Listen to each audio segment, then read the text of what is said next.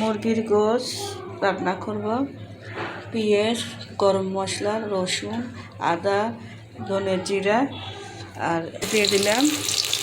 পেঁয়াজটা বেরেস্তা করে নেব, তারপরে বাকি উপকরণ মশলা। আর একটা মুরগি রান্না করব আমি, যেহেতু সেটা উঠে নেব। তুললে আবার ব্রাউন কালার হয়ে যাবে, বেশি ভাজলে তিতে হয়ে যাবে।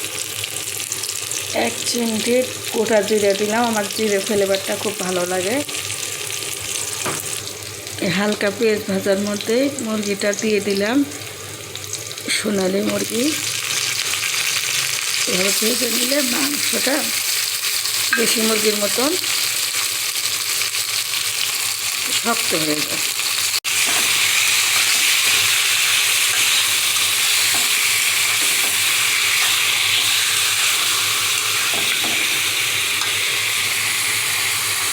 এদিকে হলুদ, লবণ দিয়েছি, মরিচের গুঁড়া আর বাকি উপকরণ মশলা আদা, যেহেতু একটা মুরগি সেই পরিমাণে দিব।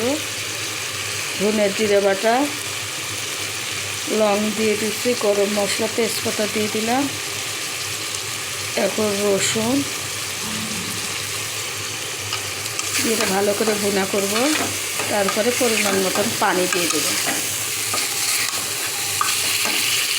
সুন্দরভাবে কষানো শেষ মশলা দিয়ে। এখন আমি ঝোল বা পানি একবারেই দিয়ে দেব আর মাখা মাখা করে রান্না করব।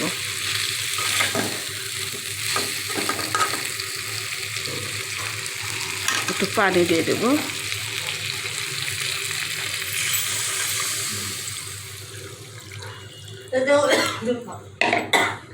মুরগির পানির ঝোল তো দিয়েই দিলাম। এদিকে কলিজাটা ভাবতে নিব, তো আজকে সময় নেই। এটা রান্না হয়ে গেলে অবশ্য রান্না শেষ। এখন অপেক্ষা করব 10 মিনিটের জন্য, ঢাকনা দিয়ে ঢেকে রাখি। নতুন পেঁয়াজ বেরেস্তাটা এমনই হবে। রান্না হয়ে নামানোর আগে পেঁয়াজটা দিয়ে পরিবেশন করে নেব। তুলে নিলাম একটু লবণ দেখার জন্য, পরেও দেখা যাইতো, তা আরও বললাম যে 10 মিনিট টাইম। এই আর সময়ও কম, আমি আর ভিডিও তুলতে পারবো না।